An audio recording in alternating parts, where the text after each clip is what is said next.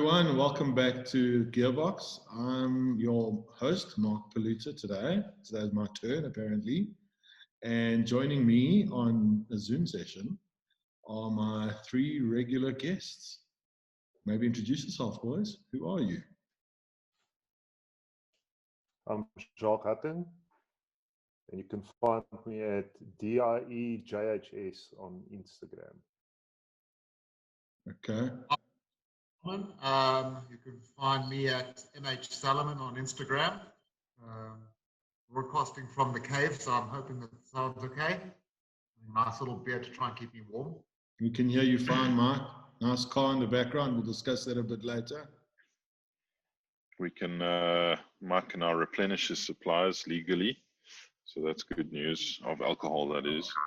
I'm Nadav, and you can find me at NBR_911 on Instagram if you wish. Thanks for having us, Mark. Cool. Thanks for joining me today. So as usual, we'll start with the news in our first segment.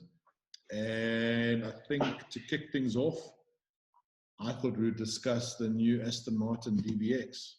So what journalists have finally got their hands onto the car. It was, Mike, you and I went to the launch of this car in South Africa, didn't we? Yeah, I mean, I think if we're honest, actually, the car wasn't the most notable thing that we had that night.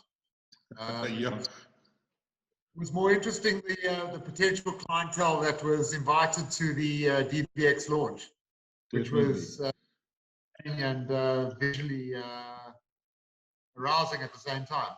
But okay, but back to the car. What we got to see was basically an unfinished model. I don't think it had an engine. I think the interior. No, it was a mock-up. Yeah. Yeah, it was a mock-up. So the interior was all there, but nothing was functional. It had like the gauges were showing the same digital display over and over, that kind of thing. But you got an idea of the size of it, which was important. The seating arrangement, which is important, being an SUV. But unfortunately, yeah, you couldn't really feel the quality of it. So, and the model, if the model was anything to go by, the quality wasn't great. So we were all pretty nervous about it. Well, I mean, we've all seen the mock-up, and I mean, I think before we discuss what's come out in the press, because obviously none of us has driven it, let's just talk about what our initial impressions were. I mean, from my perspective, when I first saw it, I found sort of another SUV from the outside. Definitely a little bit ungainly, trying a little bit too hard at the back to try and be a little bit too Aston-y. I found the dash to be very futuristic. But I mean, like, I wasn't personally blown away by the thing visually when I saw it. I don't know. What did you guys think? I was pleasantly surprised. I thought that it's very easy for it to have come out as generic SUV.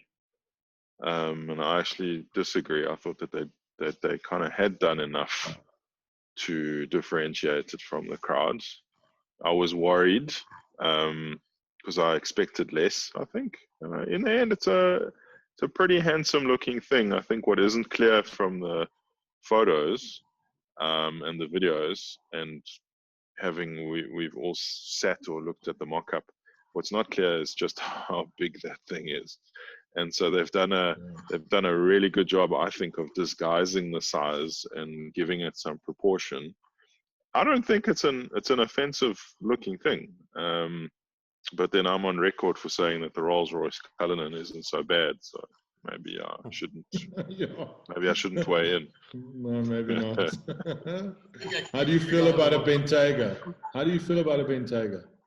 Bentayga is I think actually suffers from exactly what Mike said, which is just generic SUV. Yeah, I don't see how it was I don't see how it looked distinctive, and I think part of that is because it shares a platform. It's not going to look distinctive because its silhouette is effectively identical to the 100,000 Cayennes that Porsche makes every year. You know what I mean? That our eye is so used to. So it doesn't look unique enough. Whereas Aston, and this is hopefully what we'll still get into, created, it's not often in the car industry that you get a car that's from scratch. In other words, an entire platform made from scratch, clean sheet design. It doesn't happen often. Usually things these days are derivatives of other things. This is not. Well, I think And, that's what a lot of the that's helped them. journalists. Yeah, that's what a lot of the journalists are saying it has going for it. Is it a clean sheet? Yeah, it's everything is theirs. Everything is unique. It doesn't look like anything else, and it's competent. Being a ground up build from scratch. It's a very competent 4x4 as well. Apparently, it's got nice departure angles. It's got a decent weight depth. That kind of thing is good. But I mean, realistically, those things are for 95% of the owners. It's going to be useless to have a weight depth of 800 millimeters because it will only wade through puddles on William Nickel. Well, Hey, listen, there's some serious puddles on William Nickel. We've moved on from the point where we're actually debating whether or not a supercar manufacturer should actually be making an SUV. Have we finally? No, we're gonna touch on it in the second segment because it is important. They need to. We know they need to. But let's talk about that in the second segment. For now, let's just talk about the DBX as an SUV compared to other SUVs out there. So in England alone, it's got the Rolls-Royce Cullinan, it's got the Bentayga, and there's now the Aston. So, and it's going to be priced heftily. I mean, what are they talking about in South Africa? It's going to be over 3 million. 3 or 4, yeah. It's going to have a huge price tag. It's main competitor. You left out if the clientele that's going to buy it, more than likely going to be that or the Euros. I mean, the stuff you've mentioned is more stayed a little bit more like serious. I think these two are going to go head to head with one another. Yeah, true story. I don't think it competes with the Urus in performance. The Urus is way more powerful. Yeah, so it's going to be interesting. But I do think a Urus buyer is not a DBX buyer. They're different people. The DBX is much more subdued. It's chicer. It's, I don't know. The Urus is a very much shouty, look at me kind of car. But then maybe a Cayenne Turbo, or do you get a Cayenne Turbo S? Yeah, you but do, I mean, that's probably the SUV that needs sort of, if you had a Venn diagram between a DBX and a Urus, the Cayenne Turbo would be performance and some luxury. How much, I mean, is the Porsche that expensive though? Yeah, well, you probably would save at least half a bar. Yeah, I think so. I think more. I think on a bottom line, you know, speccing a DBX is you're going to be in for R1 million more than a well-specced and this is the same turbo Cayenne. And it's the same comparison between a Vantage and a 911. You know, the two kind of compete on paper, but the Vantage is substantially more money. If you had to go around the table, I mean, we know that Nadav would take the Roller. Not sure anymore.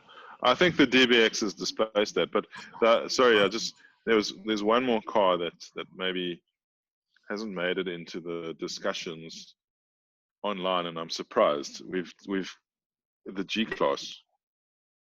So Mercedes' G63, which you will recall shares an engine with the DBX, is a little bit more affordable, and the new version of the G is very, very capable, very, very luxurious, very, very fast. Nobody seems to be mentioning it, and I'm not sure why in the same breath, but I reckon that would be on my shortlist if I was a DBX buyer. I don't know what you guys think. suppose it's because we're all under 55. You think just out of G interest is for sake, oldies? out of interest sake, the price of the Cayenne Turbo SE hybrid is starting is 3.099 million. It's an expensive car. Yo. So, do you have the prices of all of them? Can you tell them for us? I mean, so No, I just googled that one. Let me look up. I think the Aston 3.6. How much is the G-Wagon? No idea. I saw one advertised for 3.2 this week. The Urus price. Let me have a look here. Urus is 3.9 million. How much? 3.9. It's £1 million more expensive than a Turbo S, and it shares the engine with the Turbo S. Am I right? I think it does. It doesn't have the hybrid gubbins of the E-hybrid. So it might be slower. It basically shares the engine of the turbo, but it does have more power. Okay. But just to remember that the Urus also shares its platform with the Touareg at 900,000 Rand. And for me, that cheapens the experience. Yeah, I don't understand. And a Q8, right? Is it a Q7? A Q8 and a Q7, and the Cayenne and the Cayenne Coupe, and the Urus and the Bentayga, and they're all the same car. And they range between 900 and 4.5 million Rand. I just can't wrap my head around it. That alone is reason enough to buy a DBX. Just because you don't want to be part of that platform. It's a unique car. It's its own thing, and I think that's a very rare thing in the industry these days. So I mean, I think in segment 2 you want to talk about its industry significance and the company at the moment. Yeah. And we'll touch on that. But this is make or break for them, and maybe this will be what makes it stand out. It's so important. If it becomes, in the bottom line, is if the DBX reprises Porsche's success with the Cayenne. The Cayenne basically floated Porsche and allows for the creation of the things that we love. If the DBX represents that for Aston, then I'm all for it. And it's not a bad thing as it stands. Can I just make just an observation here? So the interesting thing for me is around the discussion that we've had, and I like to think that we are people of substance rather than just form. The thing is that we've just discussed for the last 5-6 minutes around which one we'd rather have. Not for 1 second have we discussed the actual merits of from a driving perspective. I think the reality of it is that it's almost an expectation, and this was something that resonated with me when I watched Harry's Garage and he tested the car. The thing that when it came through and he talked about the dynamic ability of the car, it was almost like when you're spending that amount of money, whether it's 900,000 or 4.5 million, you expect the thing to be bloody good. And it actually in the end comes down to, do you like the aesthetics of the car? Do you like what the brand represents? And do you like the way the thing makes you feel? And in the end, it's a weird thing. We sort of regress to being superficial. And I mean, it's a bit sad, in fact. You know which one I would take? I would take a BMW X5. No, you wouldn't. I would. God. An X5 3-liter diesel, because that's all you need. It gives you the same. Let's just end this thing now. I think Mark's broken the whole podcast. We have to start from the beginning. Because all of these stem from that car. They all stem from that car. They are the professionals. I wanted to say that the mere fact that we're discussing, or that, well, we haven't driven it, but the people who have, the mere fact that they are discussing it in favorable terms, the fact that they're discussing it in comparison to all the competitors, the fact that, as Mike says, its ability is now no longer in question, and now it's about which one suits you most or which one you like best, means that Aston's done it. It's a triumph, because it didn't necessarily have to be this way, and there aren't any buts with it. And I think that that's what everybody was really worried about, you know. The most It recent needed car to that carry got itself. the most recent car that got similar reviews to that, which were unexpected, was the Alpha QV, where everyone was Yes. holding their breath about how good it would be. And when they started comparing it to the BMW M4 and the C63, everyone was like, wow, amazing. It's really ticked all the boxes. They've done it. So, What yeah, a brilliant. car. I'm glad. But I I'm think, glad. I mean, do you know, but I think also, I mean, once we're talking about like the sort of elements of the car that resonate, I mean, I was looking at the Harry's Garage video, and I really do recommend to our listeners and watchers that they do go and see that video. There were certain elements that were just cool engineering, and actually it made me think a little bit about the T50 that we discussed last week. You know, the way the hinges work on the doors and on the bonnet. You know, that Yes, it's Very not cool. a simple gas strut that's going to give way at some point in time. And I mean, there's some people that have more experience than others with Aston gas struts that don't. Exactly. Well, I must be honest, it really feels and looks Aston-like. It does. It really does. And I mean, like that it was cool. Yeah, it was cool. And they've thought about the fact, you know, they've thought about it. There's no rear wiper. They've managed to delete that with the airflow to keep the rear windscreen clean. Oh, yes, yeah. What Harry was explaining, that you can just step into the car, and also that you won't take your mud with you because of the seal. way that the seals work. Yeah. It's thoroughly engineered, and it looks like it's ready to compete on its own merits rather than just on its name. And I think we're thankful for that, and hopefully it will see Aston through for until the next crisis for Aston, because We'll get to that. it's Aston. Okay, let's end this session. I think we've gone on for long enough. When we come back, we're going to discuss Aston in more detail as a company going forward, and how we feel about Astons of the past and where we see them going in the future. We'll be back now. Welcome back to the GearBoks with Nadav, Jacques, Mark, and Mark. Now we're going to be discussing Aston Martin. So we've just discussed the DBX, which we hope will save Aston Martin because it's in big poo. It's always been in big poo. It's always in big poo. It's one of those companies that has needed saving its whole life. And for a company that makes such beautiful cars, it's really sad that they're always running it so badly. Or it's such a loss. Mark, tell us more. No, well, actually, to be honest, I think that leading in from this, I think that we need a bit of anorekiness to tell us a little bit about the history of, at least the recent history, and I think there's no one better poised than Nadav. I was sure you were talking about Jacques. Nadav, I invited Nadav to a tour of my factory in England. Yeah, exactly. So you guys have been to the factory, and not only that, Yeah.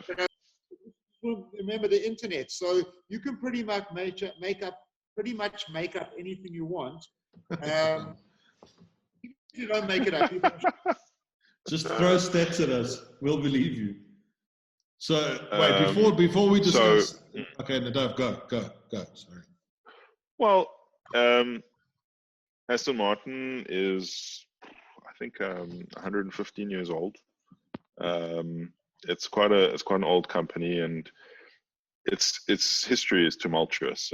It's always in and out of receivership. They're always looking for investment, and it's sort of most recent heyday, I would say, was in the early 2000s, 2004, 2005, where they had a nice strong model lineup, which started with DB9, and then they released the Vantage, and there was a DBS, and I think most will agree that the V8 Vantage from the mid 2000s is probably one of, if not the most beautiful car that's been made in the last 20-25 years. And the cool thing was that it was backed up by engineering. So those cars are engineered from clean sheet, they're engineered properly. People often compare, in my head, I often compare Maserati with Aston Martin.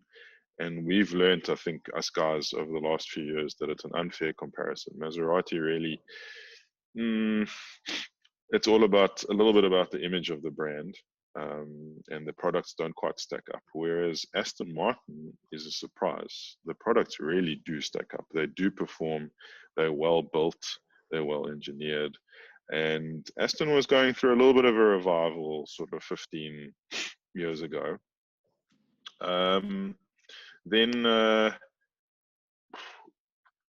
they sat on their laurels a bit. We seem to be saying this a lot about the supercar manufacturers.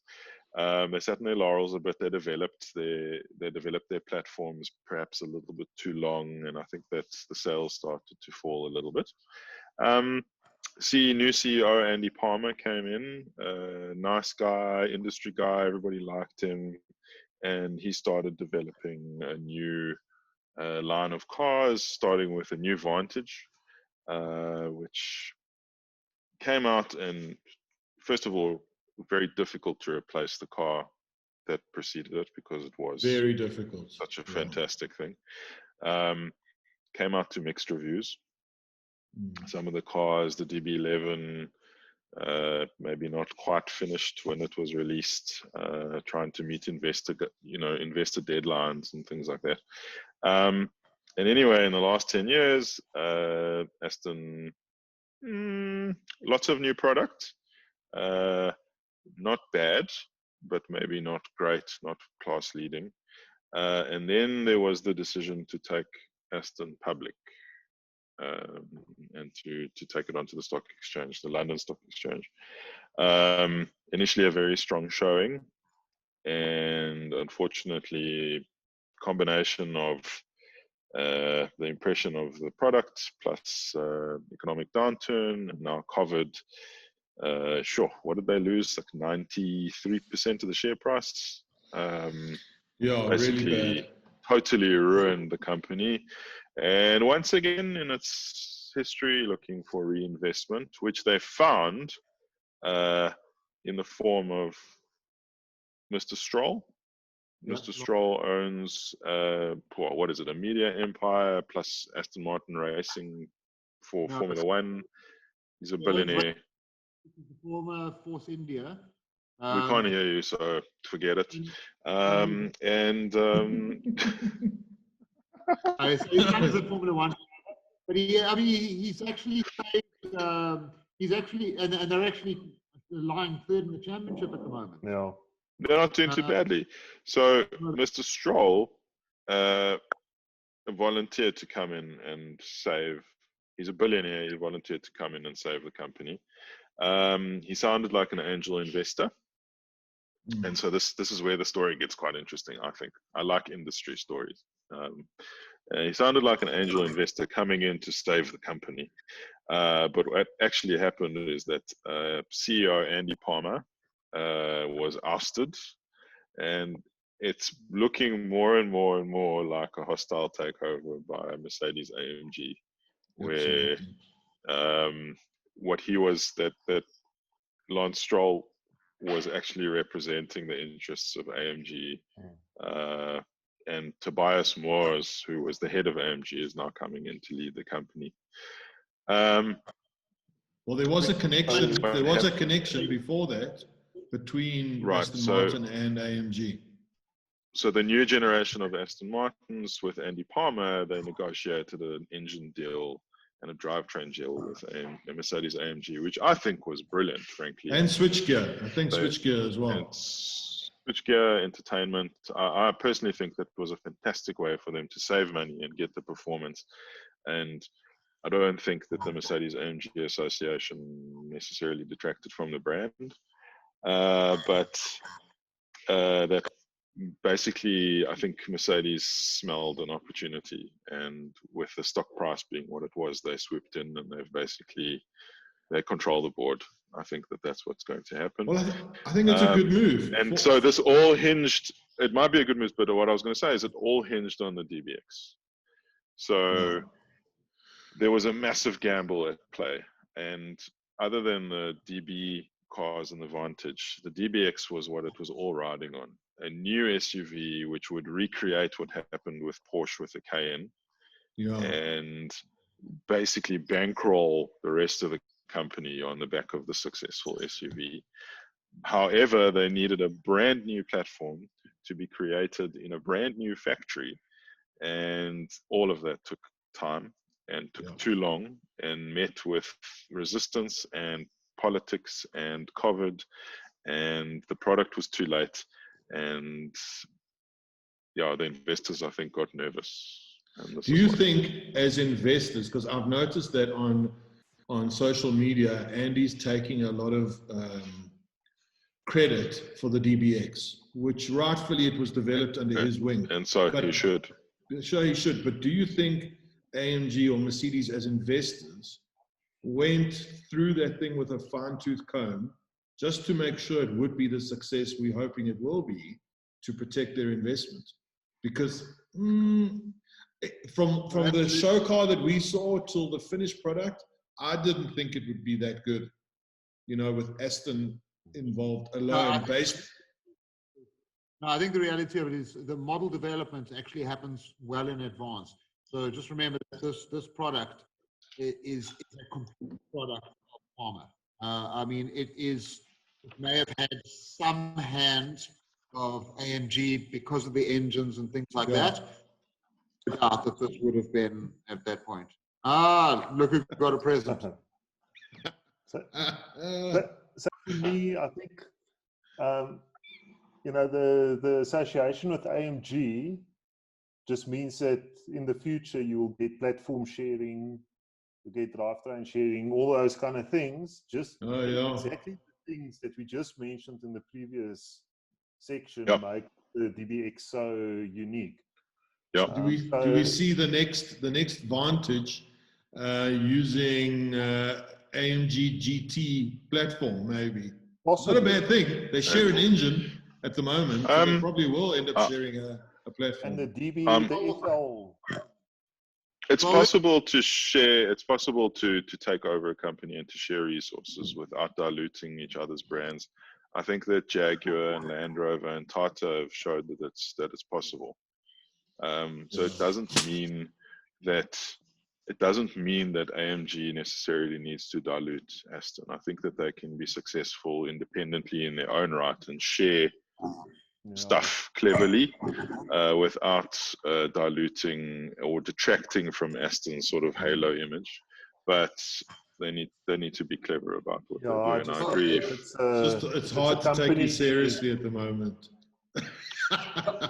It's a spider hat. Of course, it's a spider hat.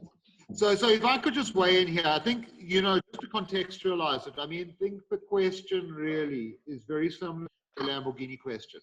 So, and actually Porsche in a sense as well. So what you had is you've got the SUV that comes in, and it has to be a quality product, and it paves the way for the rest of the brand.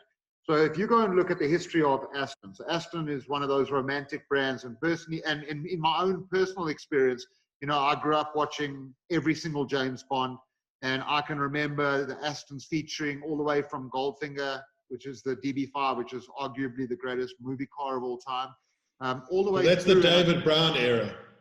That's the David Brown era. Re-emerged in the Living Daylights, and actually the latest one that they've just released, the 007 edition, and every time they launching a new car or a new model, it coincides with a new with a Bond film, which is amazing, because it actually it's intrinsically British. But if you go and think about Lamborghini went through the same kind of rubbish. It went into Chrysler owned it, huh? Yeah, I mean, everyone owned Lamborghini. Porsche itself was going through a bad phase, and in fact, the 911 sales have been dropping all the while, and at the moment they only make true story. Porsche. So it's the Cayenne that's really saved Porsche. So the thing about it, the question is will we see Lamborghini-esque cars coming through? Because I drove as I mentioned in the previous episode, I drove the Huracan rear-wheel drive, which is an exceptional product. And I can tell you, it's guttural and it's a proper Lamborghini, but it's got all the right things. So you mentioned, Nadav, you mentioned that Merck's giving that switchgear, so it's saving money and bringing the quality. I mean, Aston, if we go and think about the ones that Mark and I have got, Ford gave the products that saved the money, but they didn't bring the quality. So you've got a really shitty key that comes with the thing. I think if they get it right, if they can, the Palmers of the world in the company, they will be able to keep that thing going forward. But if they let the new German partners get too involved in the essence of the company, I think it'll fall over. Sorry, rant over. Look, I think there are definitely some risks here. So if I just think of the Supra as an example, where you've got this platform sharing and switchgear sharing. God. And I thought we'd went too forgotten far. about that stupid car. They went too fell far. on its face. Yeah. It's terrible. Okay, we've got to wrap things up, boys. Last thoughts. Anyone? I hope in 10 years' time that we still have Aston Martin, and that they'll be bringing out the cars that we know and love successfully. And I hope that that's on the back of the DBX, and that we can thank Andy Palmer for everything he's done. Yep. Yeah, you can go and retire happily now. He's got lots of money, I'm sure. Well, I actually have a thought. I have a question to ask you. So the two editions that came out, the 007 editions that just came out for this week, the one, it goes back to, I think it was the Living Daylights, where they had the skis on the, yeah. So is it a faux pas to get the ski edition here in South Africa, where it's about as likely for a ski? Not at all. Water skis, Not at Mark. all. Put I think water you should skis. put your name down. Yeah. There can be water skis. Put a wakeboard, Mark. Drive to Lesotho. Okay, boys, we're going to wrap this up. When we get back, we're going to be discussing buying cars online, and maybe we'll discuss the car that Mark's got behind him at the moment. We'll be back in a bit. Welcome back, everyone, to the GearBoks with my guests, Mark, Jacques, and Nadav. Not guests. Why do I call you guests? You're the resident. We are guests. I don't know. You could sound a little bit more excited about it. Could I? Welcome back. Yeah. Okay. Welcome back to. No, Sorry. it's not that exciting. All right, so Mark is now going to walk us around the car that he has in his garage, which we don't understand. It's a visitor to the cave, Mark. Yeah, Mark. Yeah, Tell us about what's going on there. So I'm hoping this was working, because what I've done is I've actually set up two cameras now, so you can see the front of the car, and I'm just walking around it with the thing. So let me just give you a little bit of background on this. So I bought a parcel of cars, which we've discussed previously, and the guy that I'm involved with, he actually has a car dealership. So one of the cool things about being a partner with this guy is that when he has some cool stuff in stock, I get to take it home. So there was a car that I've been wanting to drive for a while. I have had a test drive once before, but this car is important to me because it's part of my my TV viewing, which Palutsky has watched every single Entourage, episode baby. recently. Yeah, it's Entourage, and actually we're still having the Sloan versus Mrs. Ari debate, which is yet to be finalized. I'm just going to come in here and say that E's secretary is actually the hottest chick on that show.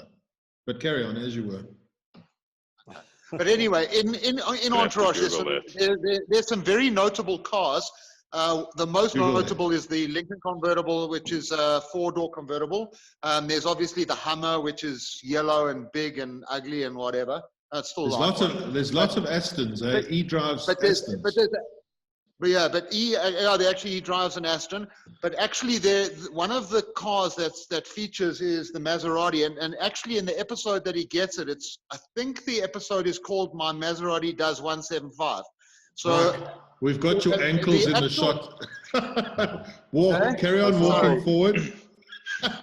Sorry. So the actual car. The interesting thing is that I think this car is the same color as it. And I got this car today. Color. Now, I just want to give some background. So I tried to drive this car a couple of times. The first time that I went and the second time, the same thing happened. It gave a gearbox error. It actually turned out that there was no oil in the gearbox. So this is a first generation car. A gearbox's job No, is there not wasn't. to hold on to oil. It's not its job. Yeah, exactly. Exactly.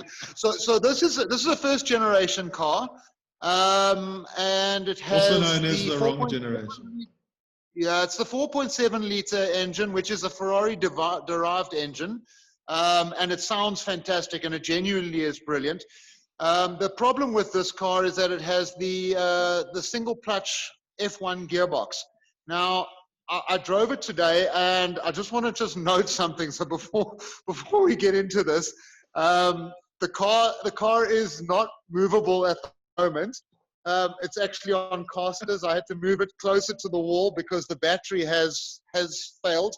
So I had to slide it around and plug it in. So it is charging here at the back. But I drove it probably about 10 or 12 Ks today. And I must say, it really is a lovely place to be. So, I mean, if you have a look at this, I'm not sure how to open it. I'll probably have to look on the other side.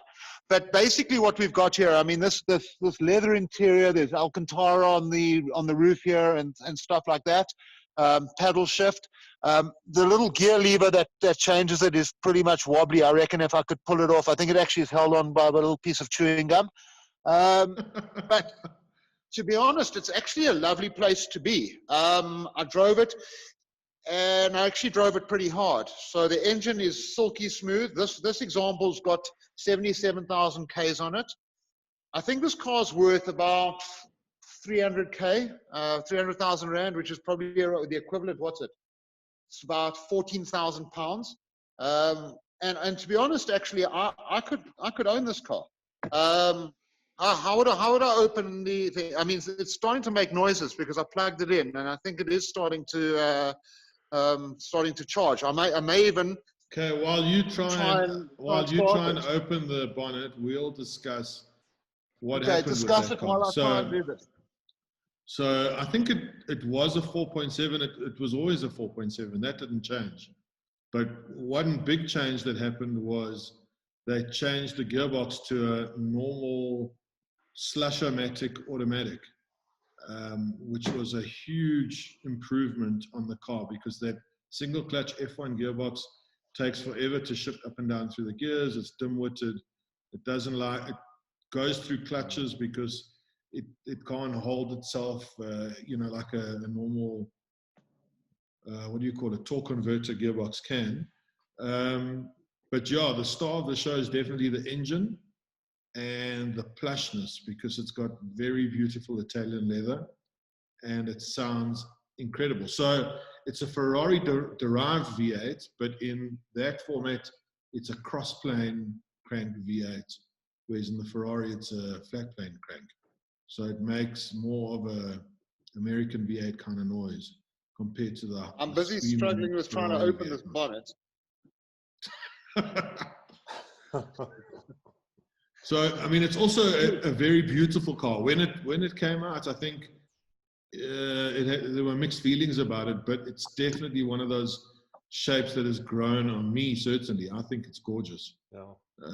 So Mark, actually, I remember now. There's these two guys in America. They've got a YouTube channel called Everyday Driver.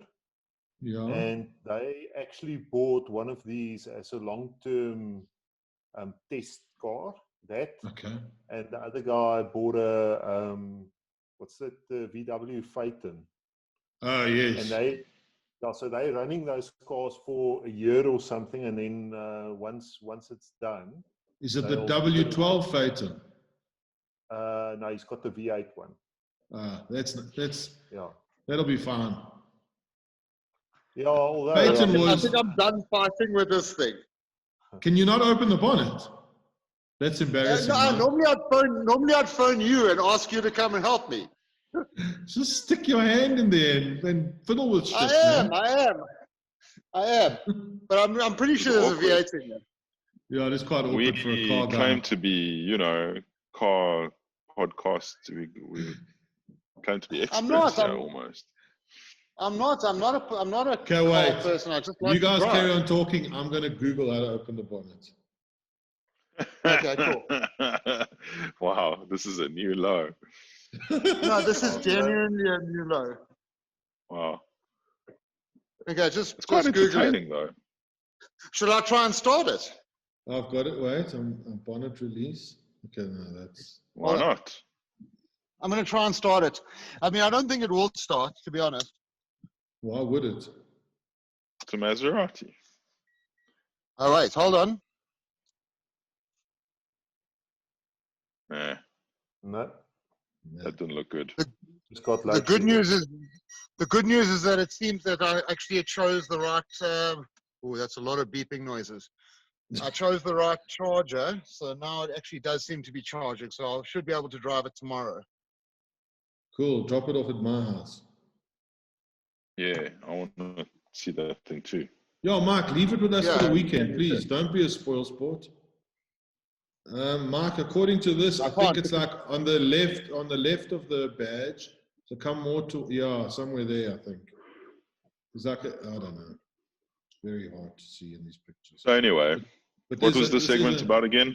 Okay, Alright, so the anyhow, segment is okay. also about buying cars online. Buying cars online. Come on, Nadav. You wanted to talk about buying cars online. Tell us. I wanted to Okay, talk so I about mean, buying. Yes, would Mark. you buy this online? Would you buy this online? I mean, it is an No. it is an epically beautiful thing. No, but Would you buy this? because we know the No. history of those cars, definitely not. There's so many When you things say- to check out. When you say buy the car online, do you mean sight unseen? Yeah. No. So what I wanted to discuss was nothing really to do with the Maserati, but you know, the internet being ubiquitous as it is, you know, these days, has changed or is changing the car buying process. And there's various ways of using the internet to buy a car. It started out with online advertising, example, Auto Trader, where you would have a listing, but you still have to go see it in the flesh, in the metal. Then I know that there's car supermarkets overseas where you can just purchase one of their stock. It's new stock. You just choose one and go pick it up. That's a supermarket. It's not brand specific. Then manufacturers climbed on board, and not only do they have configurators now online, where we lose many hours configuring your absolute perfect personal spec, and then effectively printing it out for the dealer to order for you. And sometimes the process, depending on the brand, means that you don't even have to enter a dealership until such time as your car is ready. And So some of them even deliver it to your door. Are you saying that the missing step in buying a car online is that you don't get to drive it? You don't get to sit in it. You don't get to this drive it. this is what I want to put forward is my experience of about 3 weeks ago was I was trying to compare cars, and lockdown made it difficult to go see them in the metal like I maybe normally would have. And with all the power of the internet and all the information that's out there, I still wasn't able to make an informed decision about which car to buy in order for it to be absolutely sure that before I sign that check, that car will match my needs. Yeah. And I found it quite strange. For example, I was looking for comparative measurements between models to understand how much bigger or wider one model in the manufacturer's range is compared to another. And believe it or not, that information is not so easy to find. In fact, in the end, I never really found it. And I'm wondering how people do it. I mean, you know, I suppose if you've got not that much to lose, you're a single person you just need a car, it's almost certainly going to meet your needs, whatever it is. But if you have I think certain especially prerequisites, if you're gonna lease a car, then I think it's something that you're gonna have to put up with for like 3 years. Then it's not so big a deal if you get it wrong. But if you're gonna buy something with your own money, to pull the trigger on something without actually seeing and driving it, I don't think so. No. I don't think. So that I can find be. it very interesting, but I was surprised to find that even in 2020, we're not in a position yet where we can make a fully informed decision about what we're buying. The information is not on the internet about how big an A4 is compared to an A3. And you might argue, but it's not. No. So even if I you mean, go onto the website and you look at the dimensions of the car, you couldn't get the internal dimensions of it. Mm. That's very interesting, huh? What about overseas? What about a UK website? Audi's UK website. Did So they not have the that? problem is that everybody information shares with each other. And so what's out there is shared with everyone. So you suddenly start recognizing that this is the same information everywhere. It's just been regurgitated. And the actual numbers that you need are not there. And how do you then sign the bottom line? How do you buy a car? So I think somebody is buying a sports car for fun. There's less risk. Okay. You're going to fit. That's not in question. But if you're trying to buy a car for your family and figure out whether your 2 kids and the 2 dogs are going to fit in it, or how much bigger is it than your current car, not so easy. And you'd think that The that would be only a way simple to question do it is to answer. go there with the dogs and the kids and test drive it. That's the only way. So if anyone has any suggestion, this is what I wanted to put out there to anyone who's listening. If you have any ideas about how to make the process simpler or better, or if you've had experience about how to be sure that this is something that you want without actually sitting in it. I mean, these online buying supermarkets are successful. So people are doing it. I just don't understand how. We should Yeah, actually you know do a what? The segment. financial risk. We should do a segment I mean, next I week. think the real question is around what protection you've got as a buyer. I mean, that's the thing. Can you return it? Yeah, I mean, if it isn't what meets your expectations, I mean, certainly in South Africa here, there is the Consumer Protection Act, which means that if the product doesn't meet with your expectations, you can actually reverse the transaction. But I think, you know, like to have to go through that mission with And to a prove big it. purchase like a car, it seems daunting. So what I was going to say is we should do a segment on our next show on the buying process, the process of buying a car in South Africa. And we've all bought quite a few cars, many cars between us. Some of them have been easier than others. We often find it difficult to give people our money. Take my money, I want to buy your car. And that process is difficult. It shouldn't be hard, but it is. It's true. Yeah. It's true. All right, guys. Anything else you want to talk about in this segment?